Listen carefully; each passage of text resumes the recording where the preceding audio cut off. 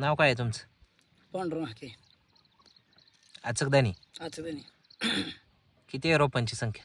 40,000. किती दिवसाचा प्लॉट आहे? 41 दिवसा. रोपं कुठून आणली? बजबळकर नर्सरी. आणि ट्रीटमेंट पण आहे का बजबळकर टेक्नॉलॉजी? हो बजबळकर साहेबच आहे. आज कितवा दिवस आहे रोप लावून? 41 दिवस झाले आज.